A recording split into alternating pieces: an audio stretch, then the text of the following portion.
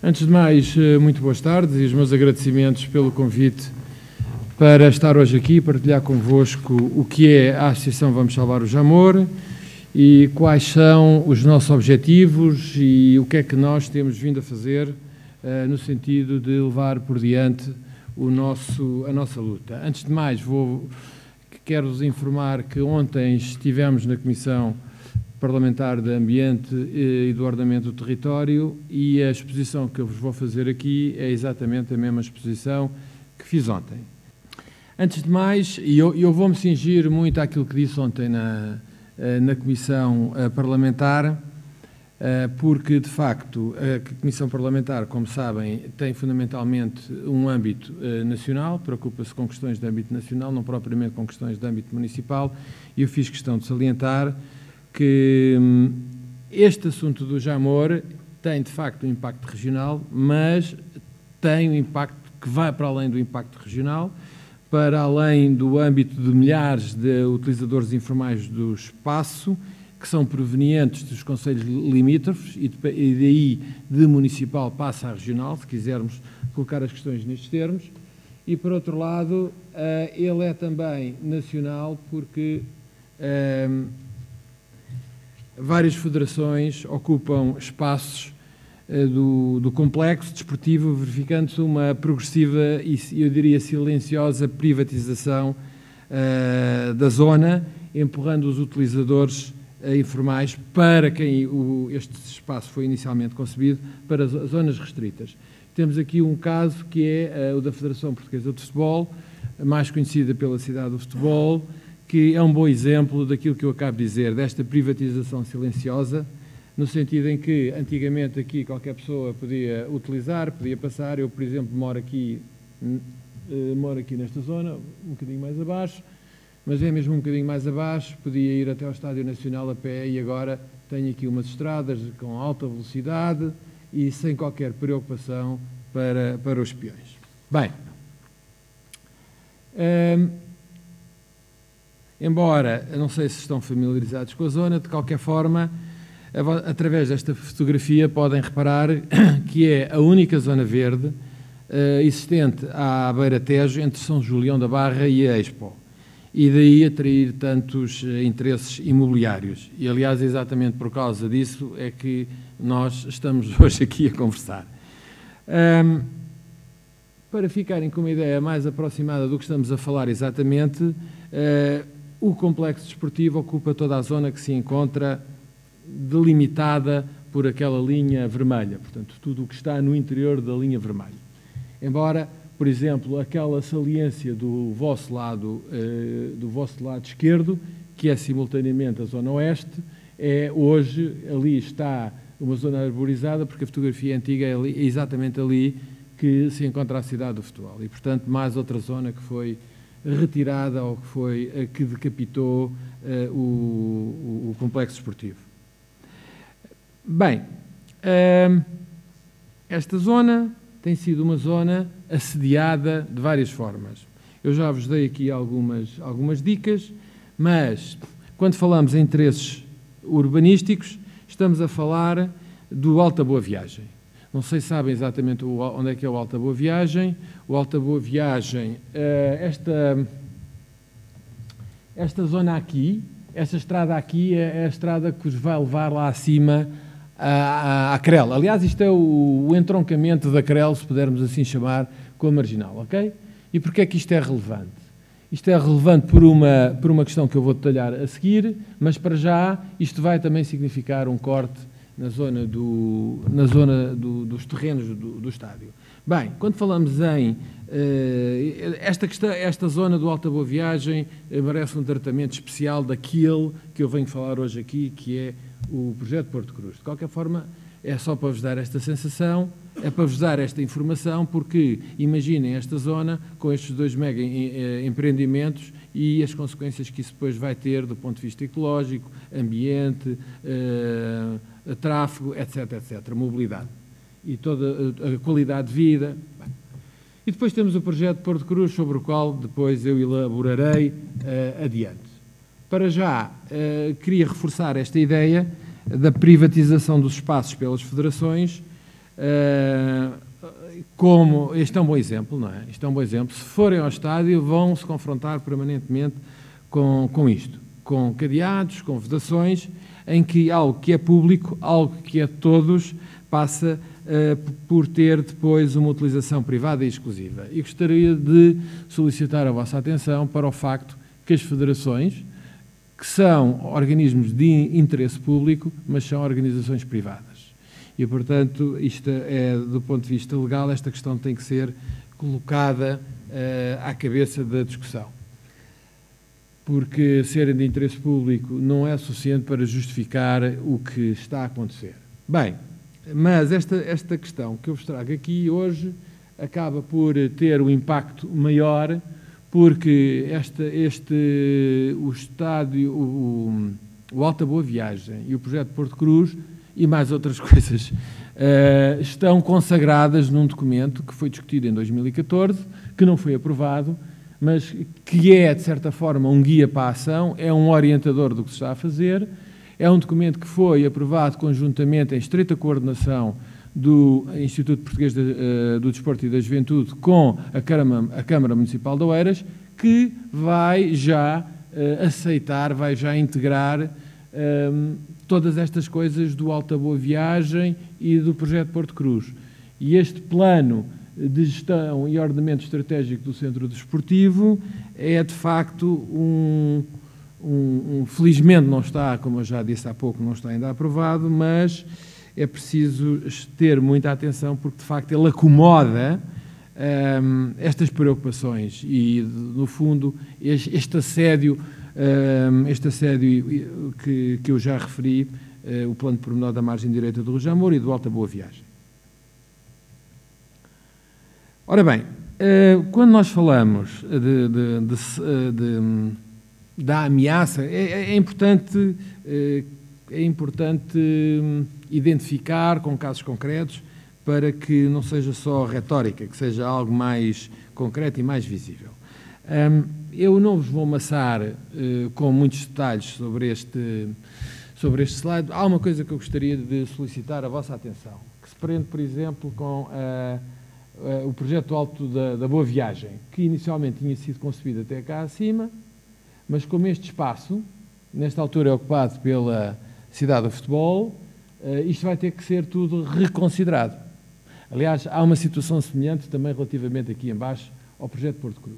Mas voltando aqui ao Alta Boa Viagem, se repararem, esta oval aqui à direita é uma zona de estacionamento, é uma zona que pertence ao Estádio Nacional, mas que, como ficaram sem esta parte do projeto, querem utilizar um terreno público privadamente como parque de estacionamento, que é uma coisa absolutamente inaceitável e estranha.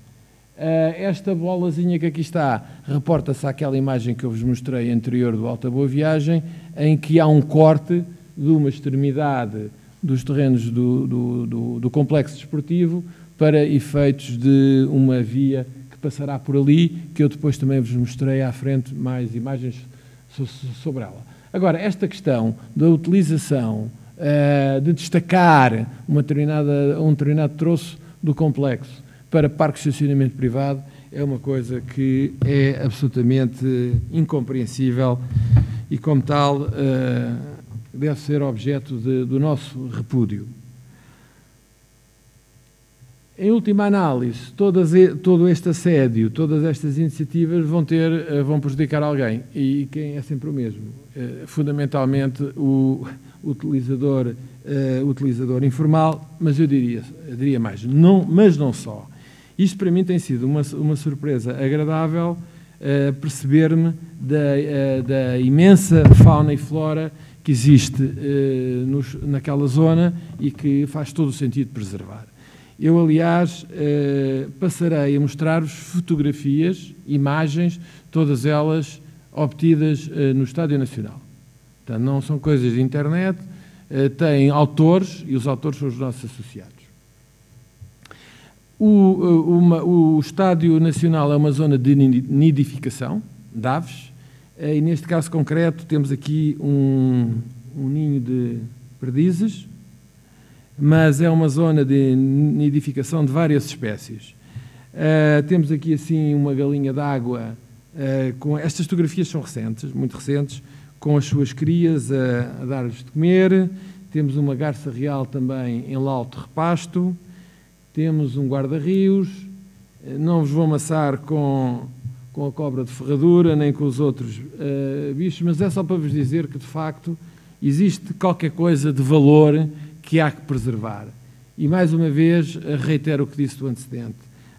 Estas fotografias foram todas tiradas pelos nossos associados no Estádio Nacional. Isto é uma libelinha a tira-olhos, que, por acaso, é uma espécie que está sob ameaça, assim como várias aves de rapina que frequentam aquela zona e que são consideradas também sob ameaça. Bem, e depois sobre a flora eu passarei à frente, porque poderia continuar a elaborar também sobre este tema. Vamos então passar para o Porto Cruz. E a partir daqui para a frente é sobre o Porto Cruz que eu vou concentrar-me na minha exposição. Ora bem, antes de mais, vamos ver concretamente a localização. A localização, podem ver dentro do círculo, isto são os terrenos da fábrica, não é? Da Usalite, e depois temos aqui o da Gisto de Brocados. O que é importante salientar? Bem, haveria muita coisa a dizer sobre isto, mas eu ficaria-me com estas ideias fundamentais. Primeiro, estamos a falar de 9 hectares de terrenos públicos e estamos a falar de 5,4 hectares de terrenos privados, cuja soma se vai transformar num projeto de 15 hectares. Ou seja, com 5 hectares de terrenos privados, nós vamos fazer uma festa de 15 hectares. Estamos a falar só de terreno, estamos depois a falar da parte em água, porque isto também envolve uma marina e a parte em água continua a ser zona pública. Vamos só aqui fazer um pequeno exercício. Não, isto é outra coisa. Vou-vos mostrar primeiramente um vídeo que nós fizemos quando foi da nossa campanha de crowdfunding. E acho que este filme, de uma forma resumida, explica exatamente aquilo que eu vim hoje aqui dizer. Eu até quase que diria, depois de vos mostrar o filme, eu podia me ir embora, já não vos vou dizer nada de novo. De qualquer forma, aqui vai o filme. Há bocado conseguia-se ouvir? Não. Há aqui qualquer coisa que não funcionou. Este é o Vale.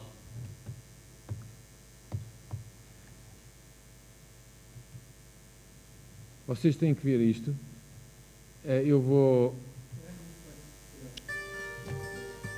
Agora... Este é o Vale do Jamor.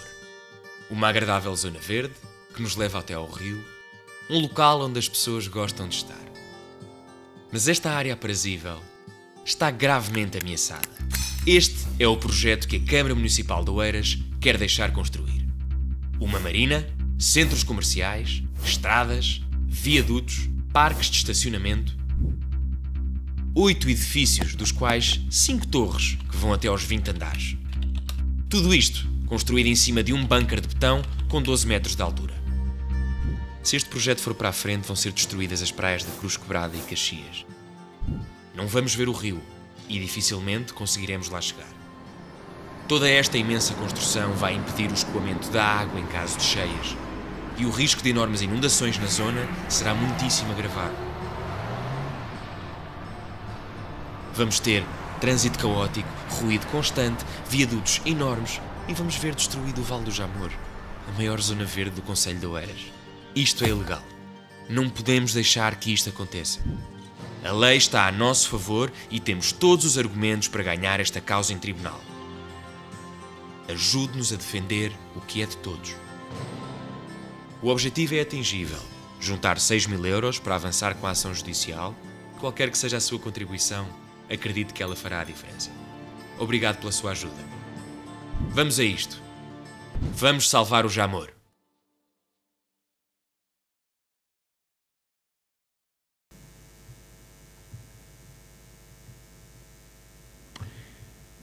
Agora vamos fazer uma comparação entre a classificação dos terrenos que estava prevista no PDM 1994 e outra situação que resulta das exceções à REN que resultaram do PDM que foi aprovado em 2015 e de uma portaria que foi publicada em janeiro deste ano. Mas vamos por partes.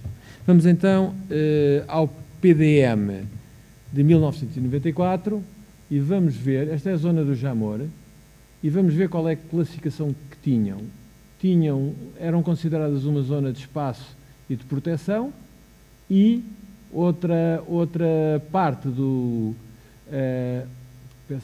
e outra parte era considerada espaço de equilíbrio ambiental. Ora bem, na altura já se sabia qual era o destino das fábricas e, portanto, a ideia é que quando as fábricas deixassem de operar, toda aquela zona tinha esta classificação e iria ser depois utilizada nos fins que fossem coerentes com a classificação que tinham. Curiosamente, o PDM 2015 vem considerar toda a zona do Val do Jamor zona urbana. Eu repito, toda a zona do Val do Jamor zona urbana e, portanto, a partir daqui vale tudo. E mostro-vos a fotografia à vossa direita. Aquela fotografia é uma fotografia que foi tirada do mapa, do tal mapa que tem as exceções à REN. E reparem que toda a zona do Val do Jamor e a zona do Porto Cruz é considerada uma zona de exceção à REN. E eu reafirmo, toda esta zona é uma zona que está em leito de rio, em leito cheio, peço perdão, em margem de rio e em zona de galgamentos. E eu vou já mostrar os mapas feitos pela própria Câmara. De qualquer forma, é interessante tentar perceber porque é que esta situação acontece. São 37 páginas de exceções à REN.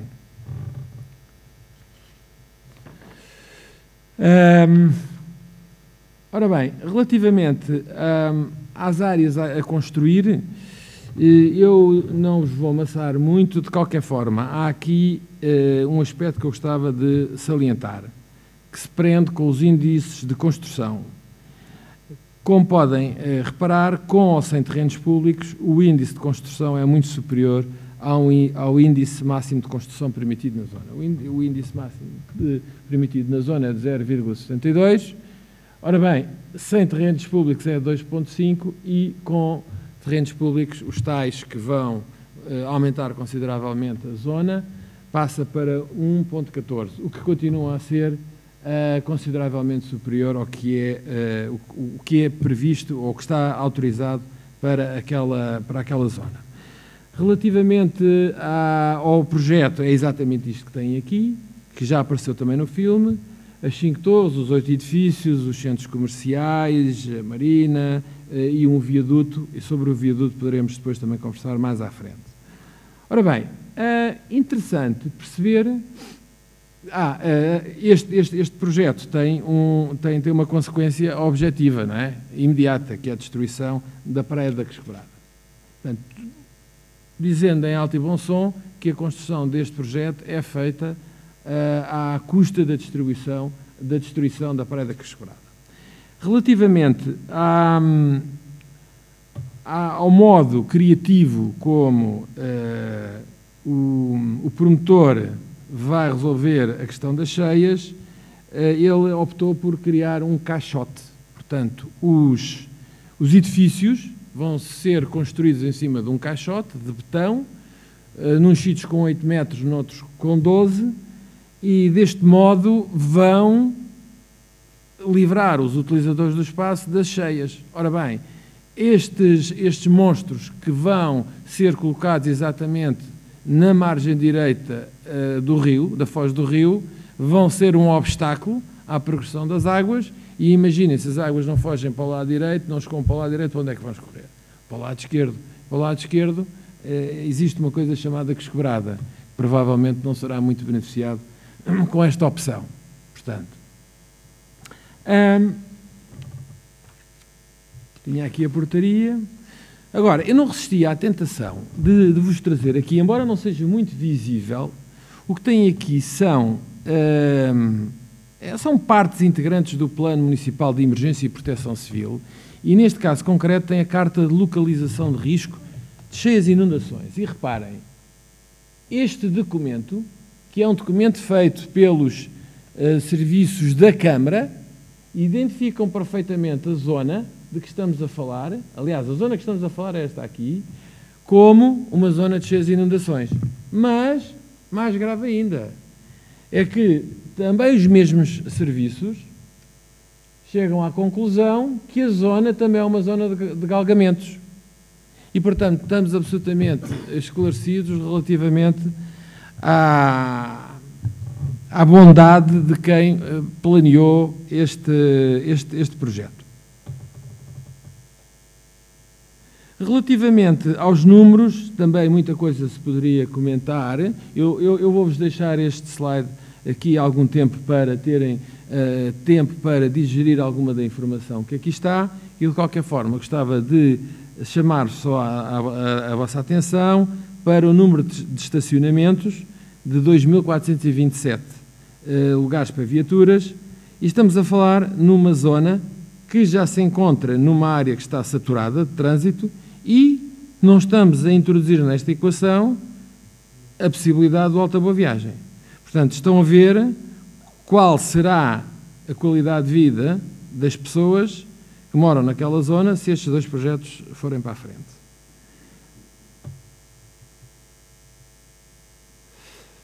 Ora bem, como se melhora a acessibilidade? Bem, não melhora a acessibilidade. Eu, de qualquer forma, tenho uma reflexão final que se prende com esta que aqui está, que é a seguinte. Nós não temos, nesta altura, informação completa como é que se vai desenrolar a questão das estradas. E porquê? Porque o projeto foi concebido, aliás, ele está concebido, com uma estrada que vai ser construída ao sul da linha do comboio. É uma estrada que vem de Algés, se estão familiarizados com a zona, a IC17 passa por cima de Algés, vai até a zona da Fundação Champalimau, estão a ver? Depois, um bocadinho mais para o oeste, tem uma rotunda, e depois essa rotunda tem uma estrada que se desloca para o oeste, para aí de 100 metros, e termina aí. Portanto, a ideia, isto é uma ideia antiga, a ideia era que essa estrada, que se inicia nessa rotunda, continuasse, numa determinada parte do percurso terá que ser sobre o rio, não é? Porque há um estreitamento da costa, e depois vai subir e vai passar a marginal antes da estrada, antes da estação de comboios da Queixo-Quebrada, ou estamos a falar, vai passar a marginal a leste da estação de comboios da Queixo-Quebrada e depois vai contornar esta construção pelo lado norte e depois vai-se deslocar, e tudo isto em viaduto, até ao Alto da Boa Viagem e depois entrar na Crel. Nós não sabemos se isto vai ser construído ou não, ninguém é capaz de responder a esta questão, mas esta questão é fundamental, porque na possibilidade desta estrada a sul ser construída, a marginal vai ter uma configuração completamente diferente daquela que tem hoje. A marginal hoje tem 4 faixas, vai passar a 2, e algumas daquelas estradas que são perpendiculares à marginal vão levar semáforos e vão ser, e é através dessas estradas que as pessoas vão entrar na marginal. A entrada na marginal vai ser completamente diferente do modo como é feito agora. Com outras agravantes. A atual ponte romana, que não é de Romana, mas conhece como tal, que passa sobre o Rio Jamor, vai ficar vedado ao trânsito, aí passará um elétrico, o elétrico, se estão recordados, que há muitos anos, vinha até ao estádio, mas que nesta altura a linha 15 termina em Algés, vai ser prolongado para servir este projeto. E vai passar exatamente sobre essa ponte que vai ficar cortada ao trânsito. O que significa que a população da Queixo-Quebrada vai sofrer bastante e vai, eu não sei como é que vão resolver o problema, sobretudo aqueles que quiserem sair da Coscobrada para ir para a A5, quer dizer, não, isto não faz sentido absolutamente nenhum. Isto tem que ser repensado. Aliás, se a estrada a sul da linha do comboio não for construída, este projeto não é válido. Este projeto tem que ser todo repensado e o viaduto, aquele viaduto que eu vos referi, que vai passar, isto aqui vai ser viaduto, estão a ver? Conseguem ver o rato? Se conseguem. Portanto, isto aqui que vai ser um viaduto,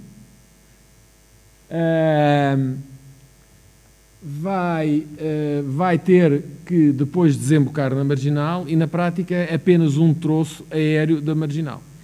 Será, se não for construída a estrada a sul. Isto que aqui está a verde é a tal linha do elétrico, que há de vir passar aqui na Ponte Romana, e depois há de ser feita aqui uma rotunda desnivelada. Portanto, haverá uma entrada e haverá depois saídas, tanto de um lado como do outro,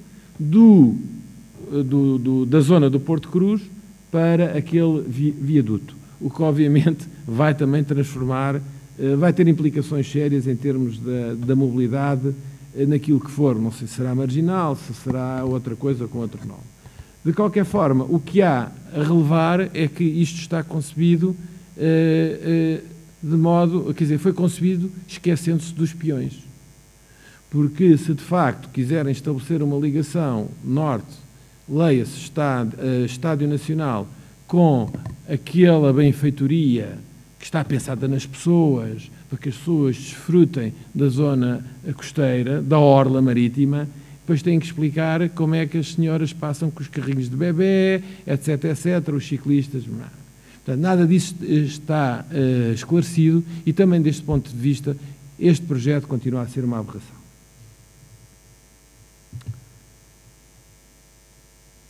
Ora bem, este slide eu acho que também é extremamente explicativo e gostava de chamar a vossa atenção, gostava de salientar aqui dois aspectos. Primeiro, reparem o que é que foi o aumento do tráfego aqui nesta zona em 2014 e em 2015. Reparem, 10 mil viaturas. Estamos a falar neste troço. E nos outros a mesma coisa. Ora bem, o que é que isto... Atenção, estamos a falar sem Alta Boa Viagem, sem Porto Cruz. Quais vão ser as consequências? Bem, as consequências parece que são óbvias e não há muito que filosofar sobre a matéria. Para além do agravamento dos índices de densidade populacional, vai haver uma deterioração substancial das acessibilidades na zona, que já por si é uma das zonas mais congestionadas do país, e depois uma limitação significativa na fruição das zonas verdes e da zona ribeirinha, com as consequências que são conhecidas. Uma delas é uma redução drástica na qualidade de vida da população da região, para além do património financeiro menos valorizado. O património financeiro daqueles que já lá moram, daqueles que viam o mar e agora vão passar a ver um viaduto, por exemplo, etc, etc. Bem, com isto, queria levantar-vos estas duas interrogações, são as duas nossas grandes preocupações, que de certa forma eu já as referi. Uma delas prende-se com esta possibilidade da construção desta estrada a sul da linha do caminho de ferro, que nós não sabemos se vai ser construído ou não, e de facto é um elemento importante nesta equação, porque os impactos vão ser diferentes sendo ou não sendo construída, e ninguém é capaz de nos dar uma resposta definitiva sobre o assunto. E depois, naturalmente, a outra questão que também é interrogada, sobretudo nos termos em que o projeto possa vir a ser desenvolvido, é o projeto do Alta Boa Viagem, porque uma vez que foi decepado da zona da cidade do futebol, nós temos que perceber qual vai ser o novo projeto do Alta Boa Viagem. Quais foram as implicações que o corte substancial daquela zona, um projeto que inicialmente estava concebido para integrar, vai ter um novo projeto, nomeadamente eu vou ter que utilizar a palavra, porque faz parte do dicionário e é mesmo isso, o assédio, não é? Que os privados querem fazer, mais uma vez, a uma parte do Estádio Nacional que é pública. Com isto, eu terminava dizendo-vos que continuamos fiel ao nosso lema, que é betão no Jamor não, e é por isso que nos batemos, e queria, mais uma vez, agradecer o vosso convite, porque a participação neste tipo de iniciativas para nós é extremamente importante, para consolidar o conhecimento das pessoas que têm familiaridade com estas áreas, para reforçar a nossa rede de contactos, a nossa network, para sensibilizar a comunidade académica e todas as pessoas que se preocupam com estas situações. E daí o nosso profundo agradecimento, e quando fizerem mais iniciativas deste género, lembrem-se de nós, que nós seguramente estaremos presentes e daremos o nosso contributo e utilizaremos essa oportunidade para passar a nossa mensagem. Muito obrigado pela vossa atenção, estou disponível para qualquer questão que queiram levantar. Quando aquela área que afeta a REN passa de deixar de estar afeta e passa a ser a zona urbana, não houve qualquer tipo de reivindicação, de chamada de atenção na fase de consulta pública do PDM?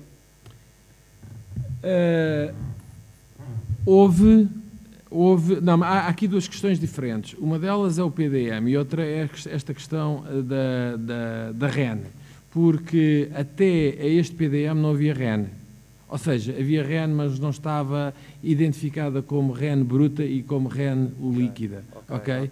Portanto, é no PDM 2015 que se faz essa... Aliás, não é bem no PDM 2015 que se faz isso. É depois, através da portaria, de uma portaria que eu tenho aqui, que é a portaria número 8 de 2016, de 28 de janeiro, em que há uma proposta de delimitação de REN para o município de Oeiras, enquadrada no procedimento de revisão do plano diretor municipal, do mesmo município. E, nessa altura, a Comissão Nacional da Reserva Ecológica Nacional pronunciou-se favoravelmente sobre a delimitação da proposta da Câmara, que é que eu trago... Exatamente. Agora, há aqui outra coisa, ainda bem que me colocou essa questão, porque há aqui outra questão que merece ser abordada, que é o projeto Porto Cruz. Isto é uma coisa absolutamente deliciosa. E digo isto com muita ironia. O projeto Porto Cruz é aprovado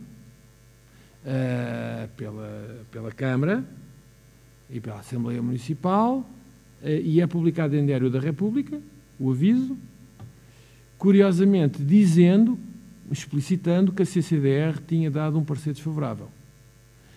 Das diferentes entidades que foram consultadas para dar parecer, a CCDR dá um parecer desfavorável e um dos argumentos que utiliza, dos vários argumentos que utiliza, desde propostas insuficientemente fundamentadas, documentos mal elaborados, uma delas prende-se exatamente com a questão do ordenamento territorial.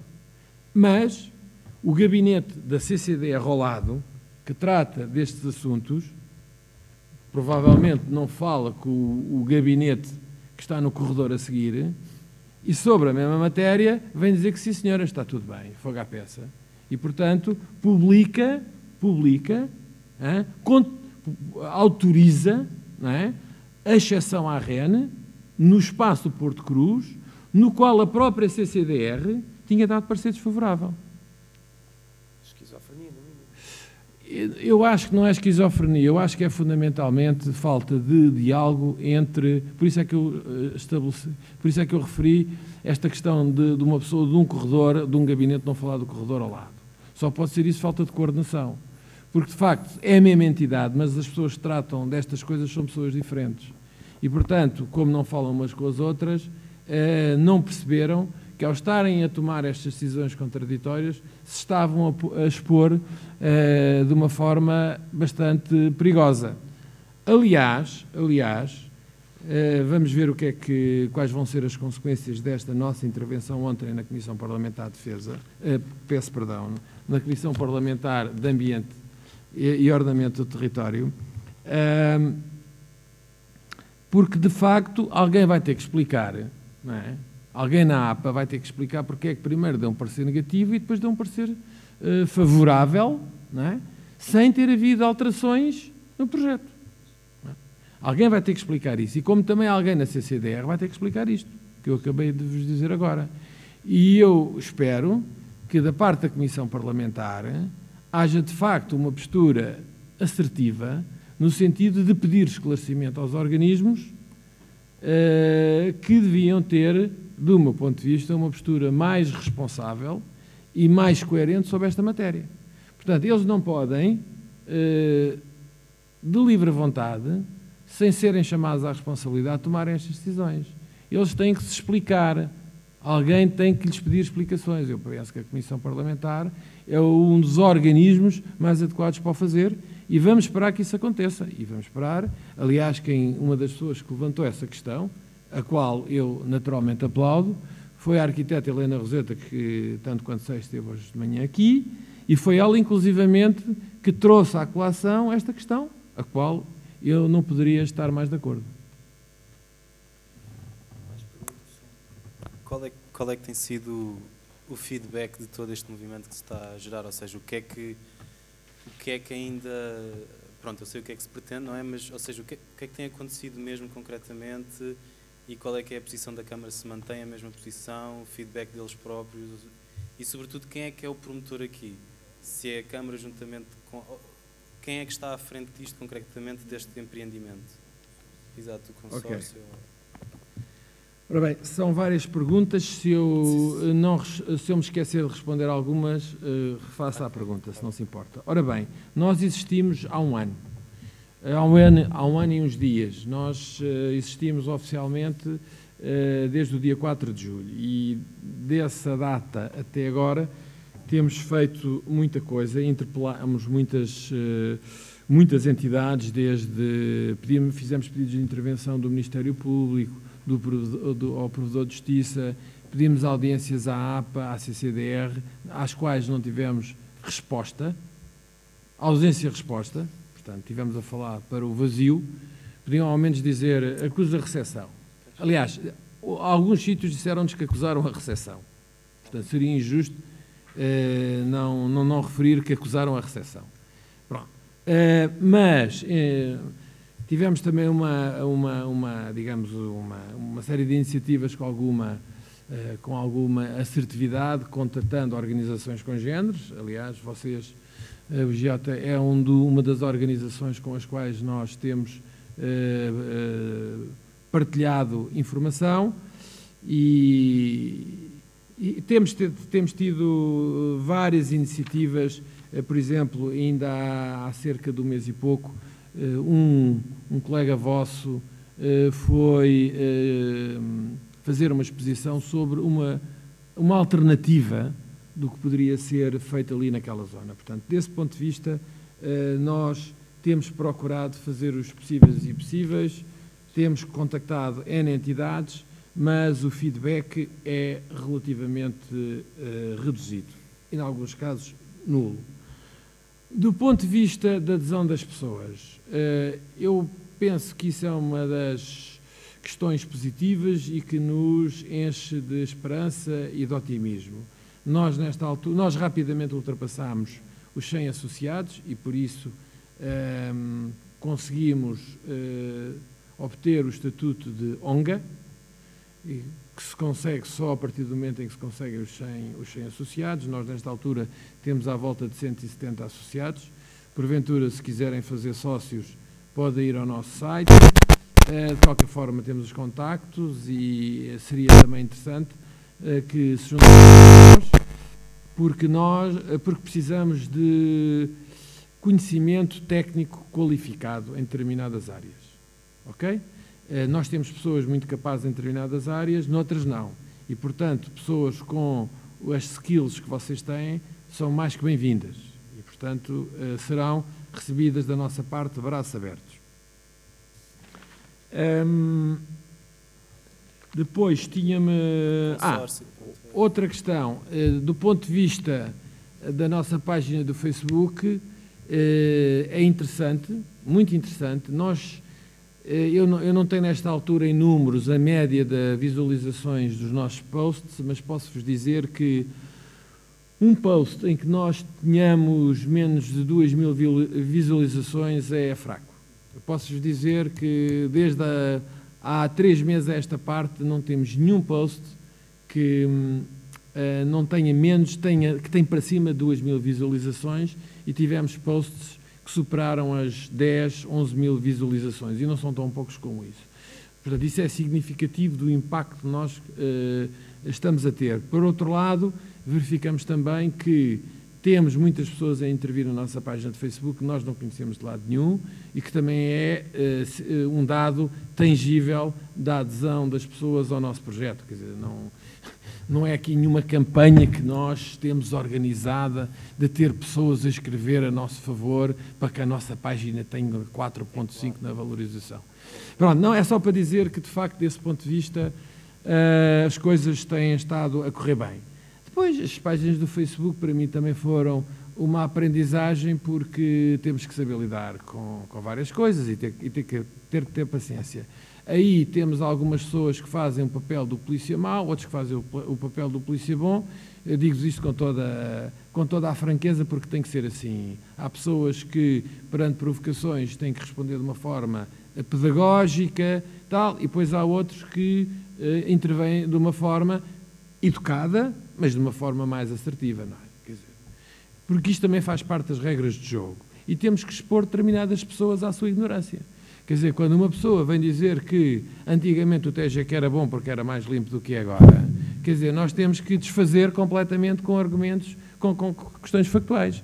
Quando nos vêm dizer que o Rio Jamor ou a Ribeira de Barcarena estão poluídas, a seguir têm que ser desfeitos, não é?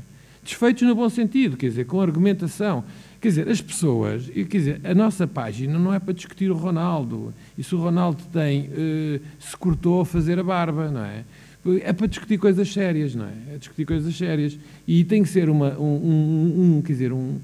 instrumento de intervenção construtivo, do ponto de vista de conhecimento. Nós não temos medo do contraditório, mas tem que ser o contraditório fundamentado, não é? Não pode ser pessoas que vão, pura e simplesmente, não têm nada a fazer naquele dia e vão dizer umas atuardas.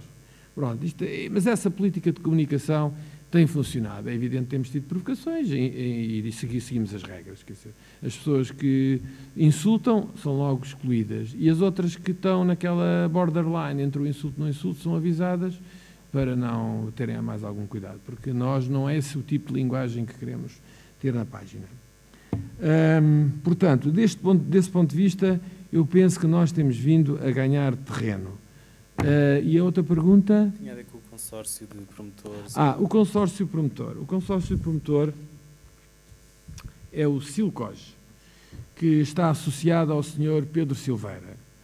O Sr. Pedro Silveira, que tem uma série de projetos imobiliários, nomeadamente um na zona de Alcântara, e que todos eles são sempre projetos megalómanos, e eu não queria utilizar, peço desculpa, vou utilizar outra linguagem, são sempre projetos de grande ambição, mas todos eles que são sempre geradores de grande discussão, de grande controvérsia e de grande oposição. Nós lemos uma entrevista que o Sr. Pedro Silveira deu a um jornal de língua inglesa, em que basicamente dá para perceber que ele não deve ter muito dinheiro e que anda desesperadamente à procura de um investidor com dinheiro. Ele até fala nos chineses, portanto a China será uma boa fonte de recursos para o Sr. Silveira. Eu limito-me a dizer aquilo que ele disse, nem mais nem menos, e portanto ele tem projetos que está disponível para vender, para ceder. Portanto, não é só aquele, mas são outros. Nós estamos muito atentos, porque no dia em que este projeto entrar na Câmara, nós então aí temos que dar mais uns passos à frente. Agora, dar passos destes são difíceis, porque são caros. os advogados não trabalham ainda à borla, que é uma chatice. Portanto, por isso é que nós precisamos de dinheiro e isso é a nossa, digo também francamente, é a nossa vulnerabilidade. Só mais uma questão, não sei se já foram a alguma Assembleia Municipal ou se já colocaram alguma questão cara a cara, não é? Perante os decisores políticos, qual é que foi a resposta, ou seja, qual é que também é o feedback do outro lado, quer dizer, certo. deste movimento? Certo, essa pergunta é uma pergunta muito pertinente, é uma pergunta extremamente pertinente, porque nós não somos guerrilheiros, nem temos uma postura negativa perante o diálogo e o relacionamento com as entidades e com os órgãos que têm responsabilidades de decisão sobre esta matéria. A nossa postura é de diálogo, mas para dançar o tango são precisas duas partes, né? Dançar o tango sozinho ou bater palmas só com uma mão é um bocado difícil.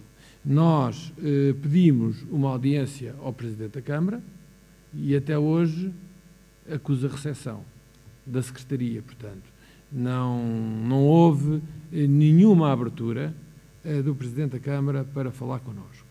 Uma vez houve uma tentativa de fazer uma chicana política pela TVI 24,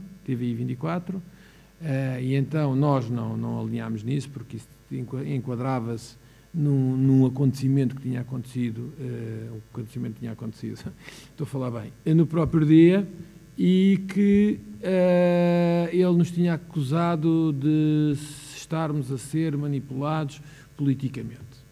E então ele queria chicana e nós para esse peditório não damos. E recusámos a ir. Agora, o que eu acho extraordinário é a lata, e mais uma vez, desculpem-me o plebeísmo, é o descaramento da pessoa a vir dizer que nós não queríamos, tínhamos medo de falar com ele.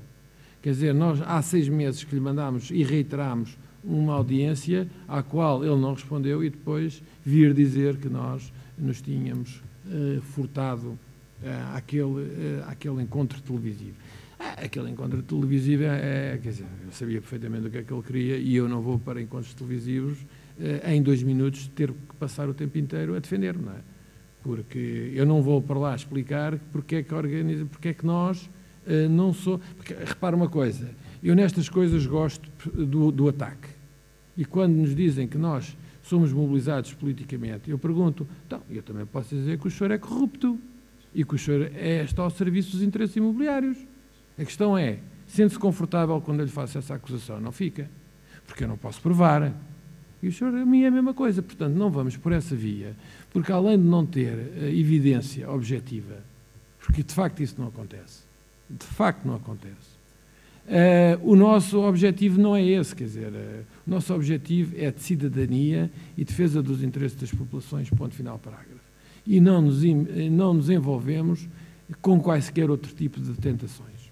Bem, mas ainda não respondi completamente à sua questão. Nós temos participado em assembleias municipais. Aliás, uma das coisas que eu não lhe referi há pouco, dentro dessas iniciativas que nós temos tomado, uma delas foi exatamente uma petição para que o assunto do Porto Cruz fosse discutido numa Assembleia Municipal. Finalmente foi aceito. Eu tive uma reunião prévia preparatória com o Presidente da Assembleia Municipal que me disse que nós iríamos ouvir briefings dos técnicos, não é? E que seria uma coisa excelente, porque com os técnicos nós podíamos ter um diálogo qualificado sobre as questões que nos interessavam, que nos interessava ter resposta. Pagando surpresa, demos com o Sr. Presidente da Câmara a ler um discurso em que não respondia às questões que nós queríamos que fossem respondidas, um discurso, uma intervenção que não tinha sido aquilo que tinha sido combinado, porque nós esperávamos os técnicos da Câmara, não uma intervenção do Sr. Presidente, lamentavelmente, eu acho que sei porque é que ele não quis que fossem os técnicos e que fosse ele, não é? De qualquer forma, as respostas que ele deu depois às nossas interpelações foram propostas absolutamente deslocadas e sem sentido. Aliás, posso lhe dizer que uma das questões que eu coloquei é que nós estamos dispostos ao diálogo e que tínhamos já pedido uma audiência com ele há mais de 6 meses e que ainda não tivemos resposta, e como é óbvio, ele também não respondeu, porque não tinha resposta para dar. Entretanto, não tivemos essa Assembleia Municipal decorreu de uma forma, eu diria, tumultuosa, como as Assembleias Municipais que estão envolvidas com este assunto decorrem normalmente, porque normalmente o Presidente da Câmara acaba sempre por entrar por caminhos ívios, por bravatas e por mentiras, e posso lhe dizer que inclusivamente começou-nos a acusar de coisas que aconteceram no Conselho que nós nem insistíamos na altura e que nós, como os responsáveis dessas coisas terem acontecido. Mas eu termino já com esta minha resposta, que já vai longa, só com um pequeno comentário. O Presidente da Câmara disse que se existisse da parte das entidades responsáveis pelos pareceres a alteração dos pareceres que deram, que ele estaria disponível para reconsiderar o projeto. Não sei exatamente o que é que ele queria dizer com isto, só que eu tinha uma... não tivemos a oportunidade de contraditar essa intervenção.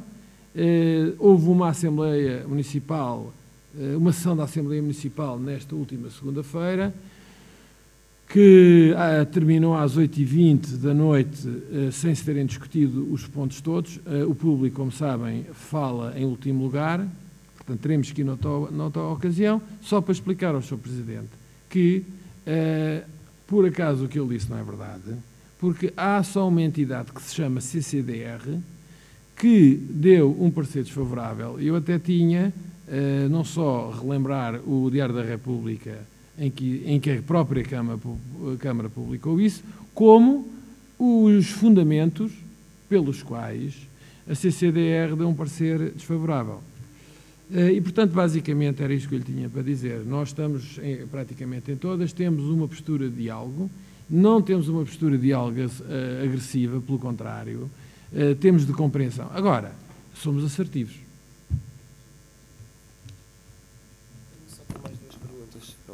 Consideração, mas depois passo o microfone. Já os tentaram confrontar com o índice de edificabilidade que o PDM permite, porque aquilo que está ali para mim é uma clara estupidez, não tenho qualquer problema em qualificar este projeto ou este pseudo-projeto, que é assim. E depois a segunda pergunta, que é mais fácil de responder: quanto dinheiro é que vos falta para chegarem aos 6.000 euros para interporem uma ação em tribunal para a coisa? Já está? Então pronto, então a segunda já está respondida e fico muito contente que... Eu vou começar pela segunda. Relativamente ao dinheiro, nós conseguimos, por acaso não foi 6.000 euros, porque, entretanto, percebemos que se o indivíduo pede uma determinada quantia e não a consegue atingir, não consegue atingir nada, portanto, fica em zero. Nós tivemos que reformular, isto era o filme inicial, tivemos que reformular para uma quantia substancialmente inferior para termos a garantia que conseguíamos dinheiro. Pronto, de qualquer forma, tivemos que gastar algum dinheiro também com o projeto do Passeio Marítimo, que se quiserem também podemos falar sobre isso, porque o projeto do Passeio Marítimo, nós não somos contra passeios marítimos, não, nada disso, mais uma vez não somos fundamentalistas, somos contra a destruição das praias, não é? Quer dizer, projetos de passeio marítimo destruindo praias é que não, desculpem lá, mas por esse caminho nós não vamos.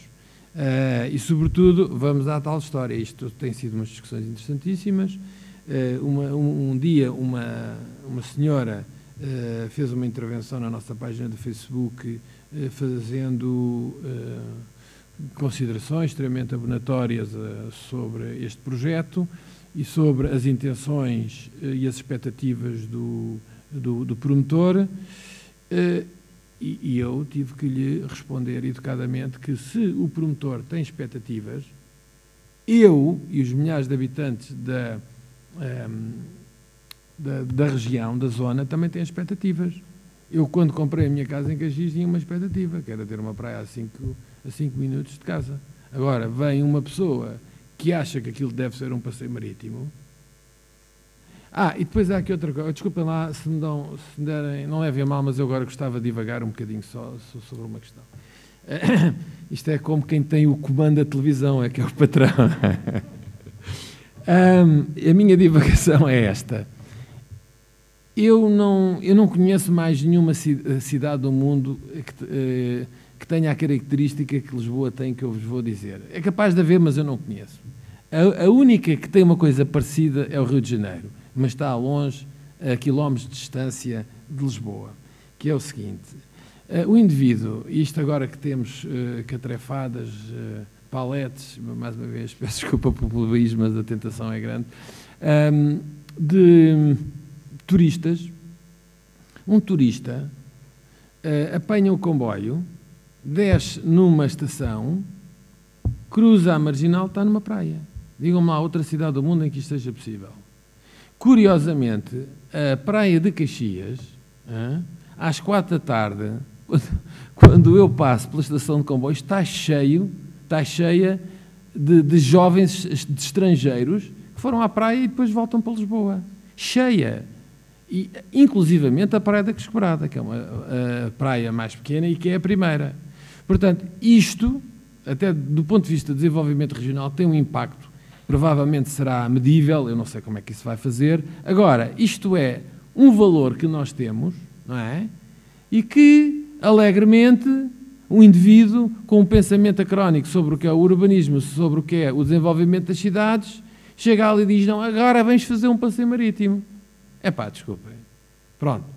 Isto, resposta longa, para lhe dizer que consumimos algum dinheiro com o nosso advogado do passeio marítimo e vamos ter que continuar neste esforço. Agora, se nós lançarmos outra campanha de crowdfunding, as pessoas vão começar a dizer: epá, vão começar a pôr em causa a nossa honestidade.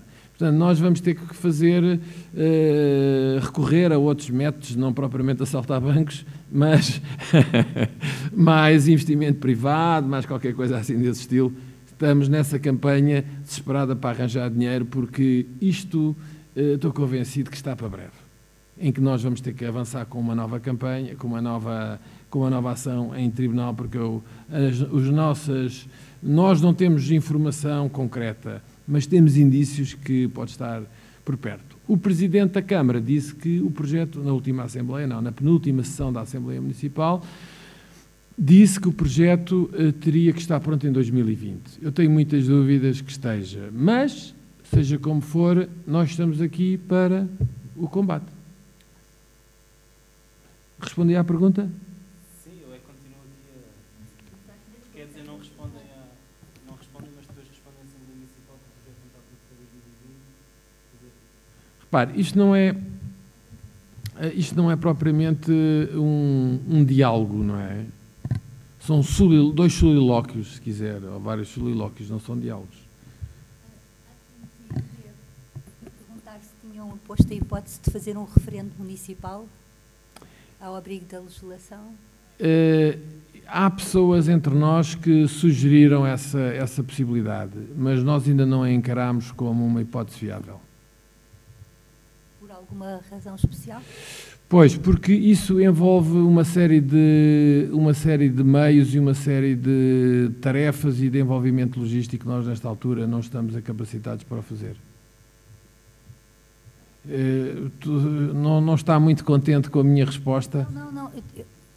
Eu peço desculpa, eu estava a perguntar porque sei que ao nível da legislação estão previstos os referendos municipais, não é? Mas há pouco estava aqui a falar com a Marlene e estava a contar-lhe que na Alemanha há organizações que estão a fazer, fora do quadro legal, estão a fazer referendos sistemáticos por assuntos que vão desde a rua à freguesia, até ao concelho, até à região, até ao nível nacional. Eles fazem sistematicamente referendos, como lhe disse, fora do quadro legal, só para fazer pressão sobre as entidades oficiais, e isto num quadro muito mais facilitado do que o quadro legal, porque fazem-no através das redes sociais e da internet. Eu tomo boa nota da sua intervenção. Nós, por acaso, não pensámos ainda a sério nessa hipótese. Houve pessoas que pessoas associadas que falaram nela, mas nós, efetivamente, não lhe demos ainda, provavelmente, a devida atenção. E é uma coisa que nós podemos colocar perfeitamente na agenda e estudar, analisar como é que isso poderia ser feito. De qualquer forma, agradeço-lhe a sugestão. Pois, mas pois, estou convencido que isso em inglês consegue-se fazer. Pois, porque era importante, como não há tradição. Não, isso é uma questão até interessante, e eu até vou fazer aqui mais um à parte, que é o seguinte. Tanto quanto eu sei, nós, e aliás a Irina é mais competente do que eu sobre esta matéria e poderá dizer já que o que eu estou a dizer é uma asneira ou não.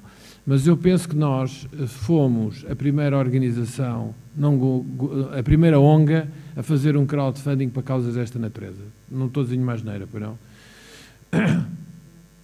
Sim, provavelmente...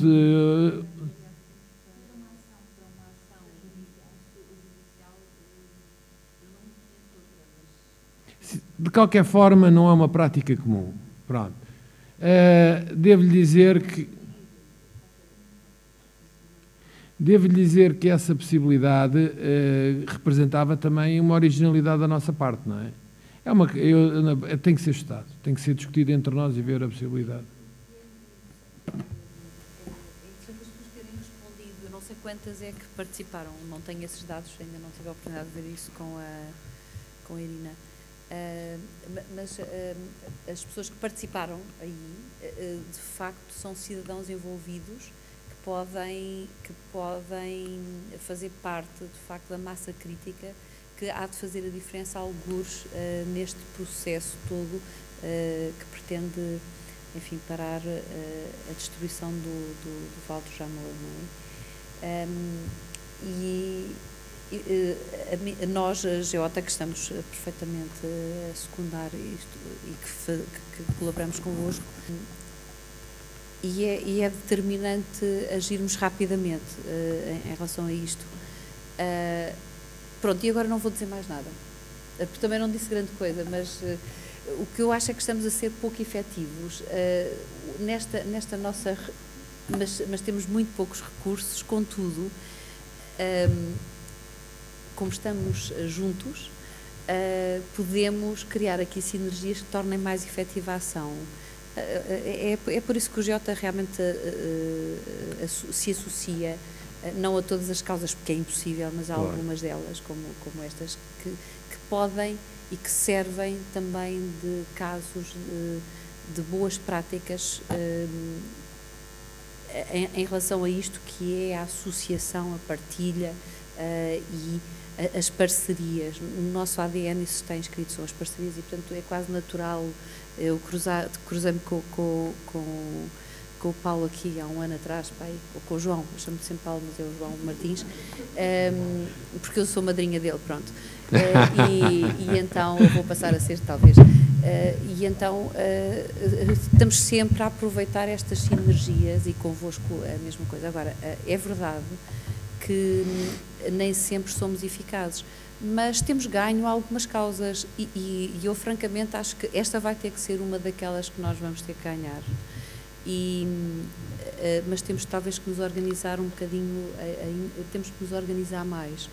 Estamos poucos aqui já nesta sessão, mas estou em crer que vamos conseguir multiplicar esta energia pelas sinergias que vamos ser capazes de criar. E portanto, como disse, o contacto com a arquiteta Helena Roseta pode ser que dê alguns frutos, e a ideia é termos uma reunião para nós, neste caso, para determinar aqui os próximos passos, porque podemos perder oportunidades de intervenção. Pronto, e não dizia mais nada. De qualquer forma, gostaria relativamente ao que disse, de agradecer e subscrever o que acabou de dizer, relativamente à necessidade de concertação da ação e de não deixar que determinadas bolas caiam no chão, sobretudo quando há aqui algumas oportunidades próximas e fáceis de explorar. E referiu a questão da arquiteta Helena Roseta, que eu estou absolutamente de acordo, e uma das vias para o fazer é a própria Comissão Parlamentar, porque na altura foi manifestada a disponibilidade para se dar alguns passos para essa via, nomeadamente questionando determinados organismos, porque é que, para justificarem, para fundamentarem as suas decisões. É importante compreendermos alguns procedimentos, entre aspas, daqueles que estão a ter propostas que, do nosso ponto de vista, são menos interessantes e são, aliás, incompreensíveis para a fruição do território. De facto, acho que... Esqueci-me do que é que ia dizer. De qualquer forma, não, tudo bem, tudo bem. Isso também me acontece a mim. Acontece-nos a todos. Deixe-me só aqui voltar à questão do referendo. Se fosse possível obter informação sobre a forma, nós também podemos tentar...